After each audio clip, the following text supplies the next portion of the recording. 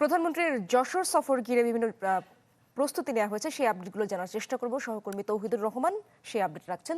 তৌহিদ, এই সফর ঘিরে প্রস্তুতি কতটা সম্পন্ন হলো এবং আগামীকাল আসলে কর্মপরিকল্পনা নিয়েও জানতে চাই, কি কি কর্মপরিকল্পনা রয়েছে? সময়ের সাথে সাথে দেখা দেয় নিত্য নতুন প্রয়োজন। রেডি থাকতে হয় প্রতি মুহূর্ত।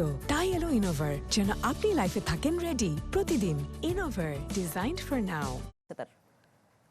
কাজের উদ্বোধন করবেন তিনি। আপনাকে জানিয়ে রাখি যে এই খালটি কিন্তু 50 বছর আগে অর্থাৎ 1976 সালের 1 নভেম্বর নিজ হাতে কিন্তু কোদাল নিয়ে যে খালটি খনন করেছিলেন সাবেক যে রাষ্ট্রপতি জিয়াউর রহমান, অর্থাৎ বর্তমান প্রধানমন্ত্রীর পিতা, তিনি এই খালটি খনন করেছিলেন এবং এই খাল খননের মধ্য দিয়ে কিন্তু যে জিয়াউর রহমানের সারা দেশব্যাপী যে খাল খনন কর্মসূচি সেটি প্রচলন হয়েছিল।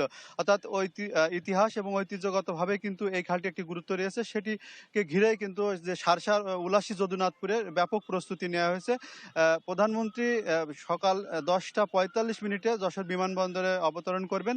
তারপরে তিনি সেখান থেকে যে উলাসী যদুনাথপুরের উদ্দেশ্যে রওনা হবেন। সেখানে খাল খনন কর্মসূচি উদ্বোধনের পরেই মূলত সেখানে একটি সুধী সমাবেশে বক্তব্য রাখবেন।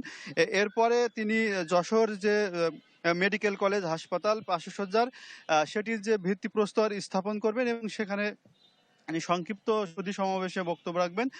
এরপরে যশোরের যে ঐতিহ্যবাহী যশোর ইনস্টিটিউট পাবলিক লাইব্রেরি, এই যে শতবর্ষী যে পাবলিক লাইব্রেরি, সেই পাবলিক লাইব্রেরি পরিদর্শন করবেন।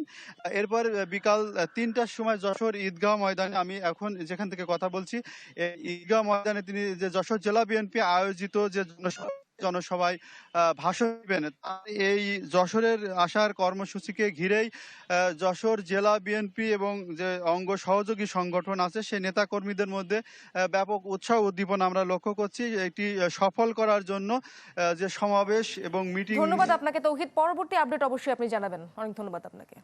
সহকর্মী তৌহিদুর রহমান যুক্ত হয়েছিলেন যশোর থেকে।